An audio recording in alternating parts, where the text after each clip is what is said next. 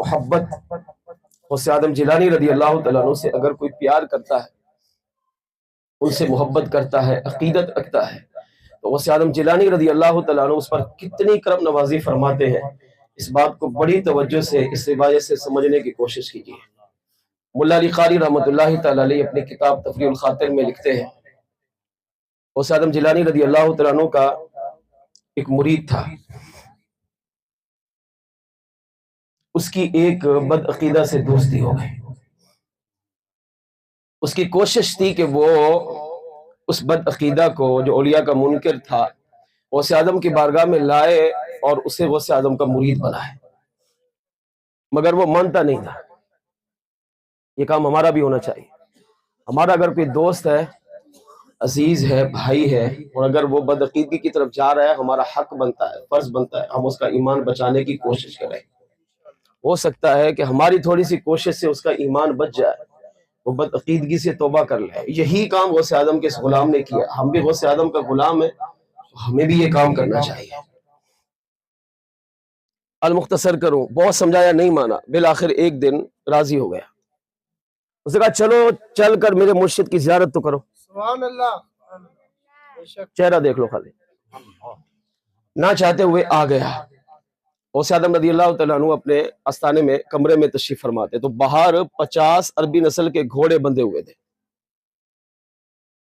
اب جب یہ آیا نا آستانے پر، تو اب جب اس کی نظر گھوڑے پہ دیکھی نا تو وہ حسین و جمیل تھے، خوبصورت تھے۔ اس دور میں سب سے قیمتی چیز کیا سمجھی جاتی تھی؟ گھوڑا۔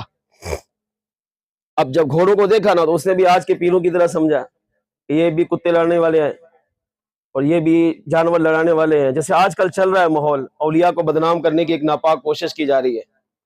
وہ پہلے سے بد عقیدہ تھا، تو اب اس نے جب یہ 50 عربی نسل کے گھوڑے دیکھے نا تو اب بک بک کرنے لگ گیا۔ کہا کہ تم تو بڑی تعریفیں کر رہے تھے، تمہارے غوث اعظم یہ ہے، غوث اعظم یہ ہے، غوث اعظم یہ ہے، اور یہاں تو غوث اعظم کو میں دیکھ رہا ہوں کہ وہ یہ تو 50 گھوڑے پالے ہوئے ہیں، تو 50 گھوڑے تو یہ اسی میں لگے رہتے ہوں گے، اس کو کھلانا پلانا نہلانا سلانا، اس کی دیکھ بھال کرنا۔ تو اللہ والوں کا یہ کام تھوڑی ہوتا ہے کہ وہ جانوروں میں مشغول ہو۔ اللہ والے تو رب کی طرف توجہ کریں گے نا، رب کی عبادت میں لگے رہیں گے۔ اب وہ مرید سنتا رہا، غوث پاک بھی سن رہے تھے، مگر غوث اعظم جیلانی رضی اللہ عنہ قربان، اللہ کرے آج کی محفل میں یہ بات سمجھ میں آ جائے، کتنی مرید سے محبت کرتے ہیں۔ پھر اس نے دوسرا اعتراض کیا، کہا کہ میں تمہارے مرشد کا دیدار نہیں کروں گا، بس یہاں سے چلو۔ اس مرید نے کہا کہ ہو سکتا ہے کسی ضرورت کے لیے رکھے ہو سکتا ہے کسی سواری کے لیے رکھے ہو۔ اس نے آگے سے جواب دیا، اگر سواری کرنی ہے غوث پاک کو تو ایک کافی ہے، 50 کی کیا ضرورت؟ ایک ہی رکھ لیتے، 50 پہ تھوڑی سوار ہو کر جائیں گے، ایک سواری کے لیے رکھتے، بقیہ 49 کا کیا فائدہ؟ بہرحال اس نے بک بک کی اور وہاں سے واپس آ گیا۔ غوث اعظم جیلانی رضی اللہ تعالیٰ عنہ اندر سنتے رہے، باہر تشریف نہ لائے۔ کچھ عرصہ گزرا، بیمار ہو گیا۔ ملا علی قاری رحمۃ اللہ تعالیٰ علیہ لکھتے ہیں کہ علاج کروایا، اپنا جتنا پیسہ تھا نا سارا لگا دیا، مگر شفا نہیں ملی، یہاں تک کہ مانگنے پر مجبور ہو گیا۔ اب اس کو کسی نے مشورہ دیا کہ اگر شفا چاہیے تو بغداد کا جو سب سے بڑا حکیم ہے نا اس کے پاس جا۔ بغداد کے سب سے بڑے حکیم آج کے دور میں کہو ڈاکٹر کے پاس پہنچا، جو سرجن تھا ان چیزوں کا۔ اس نے اس کا چیک اپ کیا، اور چیک اپ کرنے کے بعد کہا کہ تمہارا جگر جو ہے وہ تباہ ہو گیا ہے اور ان قریب تم مر جاؤ گے۔ اولیاء کی بے ادبی کرنے کا وبال دیکھیں کتنا ہے، اور اولیاء کے ادب کرنے کا مقام کتنا ہے، بس یہ دو باتیں سمجھیں۔ کہا جگر تمہارا تباہ ہو گیا ہے، اور اگر تم نے علاج نہ کروایا تو تم مر جاؤ۔ اب جب سنا موت سامنے، نوجوان بندہ ہو اور ڈاکٹر کہے کہ بھائی تو لا علاج ہے، مرنے والا ہے، تو اب وہ کیا کچھ نہیں کرے گا، اس نے اپنا سارا پیسہ لگا دیا۔ تو اب کہنے لگا اچھا علاج بتائیے، علاج ہے؟ کہا علاج ہے۔ کیا علاج ہے؟ کہا علاج بہت مہنگا ہے۔ کہا آپ بتائیں، آپ جو کہیں گے میں کروں گا، بس مجھے شفا چاہیے۔ اس نے کہا علاج یہ ہے کہ ایک عربی نسل کا گھوڑا چاہیے، اس کو خرید کے لا، میں اس کو ذبح کروں گا۔ کون کہہ رہا ہے؟ ڈاکٹر۔ غوث اعظم جیلانی سے ملاقات نہیں ہوئی، غوث اعظم جیلانی کو دیکھا نہیں، ڈاکٹر مشورہ دے رہا ہے عربی نسل کا گھوڑا چاہیے، میں اس کو ذبح کروں گا، اس کا جگر نکالوں گا، اس کے جگر کی دوائی بناؤں گا، اس دوائی کو تم استعمال کرو گے، کریم رب نے چاہا تو اسی دوائی سے تمہیں شفا مل جائے گی۔ اب اس نے کہا چلیں عربی نسل کا گھوڑا کہاں تلاش کروں؟ ڈاکٹر سے پھر پوچھا کیا دوائی استعمال کرنے سے شفا ملے گی؟ ایک بار دوائی استعمال کروں گا مل جائے گی؟ کہا ایک بار کی گارنٹی نہیں ہے۔ کہا کتنے گھوڑے لانے پڑیں گے؟ کہا 50۔ سمجھ گئے تو آپ کے ذہنوں کو سلام، اور نہیں سمجھے تو پھر مجھ سے سنیے۔ 50 گھوڑے لاؤ گے، وہ بھی عربی نسل کے عمدہ گھوڑے۔ 50 کو ذبح کرنے کے بعد ان 50 کا جگر نکال کر اس کی دوائی بناؤں گا، وہ دوائی استعمال کرو گے تب جا کر اللہ تمہیں شفا عطا فرمائے گا۔ اب میں آپ سے پوچھتا ہوں 50 گھوڑوں میں شفا کیا ایک میں نہیں ہو سکتی؟ شفا کون دے رہا ہے؟ اللہ۔ وہ کریم رب 50 کا محتاج تھوڑی ہے، جب شفا دینی ہے وہ تو پانی میں بھی شفا دے دیتا ہے، عام سی نارمل دوائی میں بھی کریم رب شفا ڈال دیتا ہے، مگر اسباب بنائے میرے کریم رب نے غوث اعظم جیلانی رضی اللہ تعالیٰ عنہ کی شان و عظمت کو ظاہر کرنے کے لیے۔ ڈاکٹر نے کہا 50 گھوڑے لاؤ، 50 کے 50 ذبح کروں گا، ان کا جگر نکالوں گا، اس سے دوائی بناؤں گا، وہ دوائی کھاؤ گے تو گارنٹی دیتا ہوں کریم رب تمہیں شفا عطا فرمائے گا۔ اب اپنے آپ کو دیکھا تو ایک گھوڑے کے پیسے نہیں ہے، 50 کے کہاں سے لاؤ؟ ہاں علاج کروا کے تو پہلے ہی فقیر ہو گیا بیچارہ۔ اولیاء کی بے ادبی کا یہ نقصان ہے۔ اب اپنے اس دوست کے پاس گیا، کون؟ جو غوث اعظم کا غلام تھا۔ اب وہ دوست یاد آیا، اب اسے ندامت ہوئی، اب اسے افسوس ہوا یہ میں نے کیا کیا ہے۔ زمانے کے ولی کامل کی بارگاہ میں جا کر، غوث اعظم جیلانی جیسے مقدس ہستی کی بارگاہ میں جا کر ان کے سامنے ان کی بے ادبی کرایا، جس کا نتیجہ میں خود اپنے آنکھوں سے دیکھ رہا ہوں۔ اب مرتا کیا نہیں کرتا، اب اپنے دوست کی منت سماجت کرنے لگا، کہا مجھے غوث اعظم کی بارگاہ میں لے چلو، مجھے غوث اعظم جیلانی کی بارگاہ میں لے چلو، سارا واقعہ سنایا۔ تو اس نے کہا تمہاری شفا اگر ملے گی تو کریم رب غوث اعظم کے در سے عطا فرمائے گا۔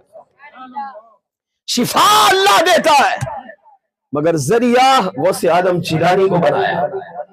اب نہ چاہتے ہوئے بھی غوث اعظم کی بارگاہ میں آئے، اب تڑپ، اب پیار، اب محبت، اب جو بے ادبیاں کر چکا تھا، جو بک بک کر چکا تھا زبان سے، اب اس پر افسوس ہونے لگا، اب ندامت ہونے لگی، اب آیا تو ادب کر رہا ہے، اب سر بھی جھکا ہے، ہاتھ بھی بندھے۔ اب غوث اعظم جیلانی رضی اللہ تعالیٰ عنہ نے آگے کیا کیا، بس یہ جملہ اللہ کرے آپ کو سمجھ میں آ جائے۔ آج کے دور کا اگر کوئی عام پیر ہو تو وہ پتہ نہیں اس کا کیا حشر کرے گا، اسے جب پتہ چلے گا کہ اس نے میرے بارے میں یہ کہا ہے، لیکن وہ عام پیر نہیں، وہ ولایت کے شہنشاہ ہے، ان کے در سے ولایت بڑھتی ہے، وہ ولی کو ولی بناتے ہیں، کریم رب سے غوثیت، قطبیت، ابدالیت، قلندریت، ولایت لے کر حضور کی امت میں تقسیم کرتے ہیں۔ اب جب غوث اعظم جیلانی کی بارگاہ میں حاضر ہوا، غوث اعظم جیلانی رضی اللہ تعالیٰ عنہ اسے دیکھتے ہی کھڑے ہوئے، اسے ڈانٹا نہیں، اسے مارا نہیں، اسے چھڑکا نہیں، آگے بڑھے، جب قریب آیا اب وہ زاروں قطار رونے لگا، غوث اعظم جیلانی رضی اللہ تعالیٰ عنہ کے قدموں میں گرا، آپ نے اسے اٹھایا، سینے سے لگایا، پیشانی پہ بوسہ دیا اور کہنے لگے، ارشاد فرمانے لگے، فلاں سن، یہ 50 گھوڑے میں نے اپنے لیے نہیں تیرے لیے خریدے ہیں۔ سبحان اللہ، سبحان اللہ، تو یہاں پر آ کر جو کہہ کر چلا گیا وہ تیری مرضی، مگر حقیقت یہ ہے یہ 50 عربی نسل کے عمدہ گھوڑے میری سواری کے لیے نہیں ہے، اگر میں نے اس کا اہتمام کیا ہے تو صرف تیری ذات کے لیے کیا ہے۔ اب جب اس نے سنا میرے لیے 50 گھوڑے، وہ بھی غوث آدم جیلانی کی بارگاہ سے مل رہے گے، آپ کے قدموں میں دھارے مار کر رونے لگا۔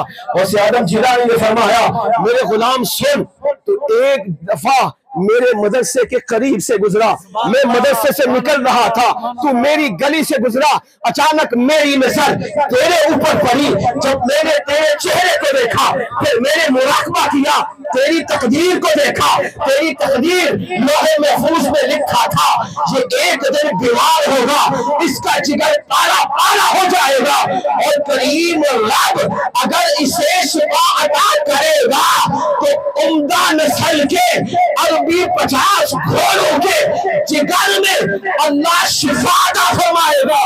تیری خاطر میں نے تیرے آنے سے پہلے 50 گھوڑوں کا اہتمام کیا، تیری تقدیر کو دیکھ کر میں نے اہتمام کیا، اور میں نے کہا جب یہ مرید میری بارگاہ میں لوٹ کر آئے گا تو کریم رب کی عطا کردہ طاقت سے یہ 50 گھوڑے اسے عطا فرمائے گا، تاکہ اللہ اس کے صدقے اسے بیماری سے شفا عطا فرمائے۔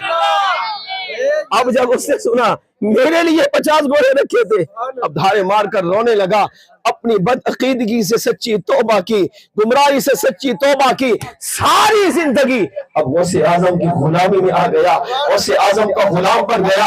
آپ نے ایک سواری دی، کہا 50 کے 50 لے جا، اب یہ لے کر چلا گیا، ڈاکٹر نے ذبح کیا، جگر کو لے کر دوائی بنائی، کریم رب نے غوث اعظم کے صدقے اسے جگر کے امراض سے شفا عطا فرمائی۔ اس سے پہلا عقیدہ ملا، اگر اولیاء کی بے ادبی کرتا ہے، اولیاء کا احترام نہیں کرتا، اولیاء کی بارگاہ میں جا کر بک بک کرتا ہے، وہ اپنے آپ پر غور کرے، کہیں ایسا نہ ہو عمر برباد ہو جائے، کہیں ایسا نہ ہو دنیا برباد ہو جائے، کہیں ایسا نہ ہو اولیاء کی بے ادبی کرنے کی وجہ سے قبر آخر تباہ و برباد ہو جائے۔ اس سے دوسرا عقیدہ یہ ملا، ولی کی بارگاہ میں جاؤ، ادب کرو، احترام کرو، جتنی تعظیم کرو گے کریم رب تمہیں ولی کی برکت بھی عطا فرمائے گا۔ اگر کسی بیماری میں مبتلا ہوئے اللہ ولی کے صدقے شفا بھی عطا فرمائے گا۔ اس سے یہ بھی عقیدہ ملا۔ تیسری بات یہ سیکھنے کو ملی کہ غوث آدم جیلانی یہ وہ عظیم ولی ہے، یہ وہ عظیم اللہ کے لاڈلے بندے ہیں جو دنیا میں اپنے مریدوں سے محبت کرتے ہیں، مریدوں سے پیار کرتے ہیں، مریدوں کی تقدیر کو پڑھتے ہیں، اور تقدیر میں اگر مرید پر مشکل لکھی ہو کریم رب کی بارگاہ میں دعا کر کے اس سے بھی اچھائی میں تبدیل کروا دیتے ہیں۔ پھر ہم کیوں نہ کہیں مل کے پڑھ لیجئے یہ شان ہے غوث اعظم کی، شان ہے غوث اعظم کی، سرکار کا عالم کیا ہوگا یہ شان ہے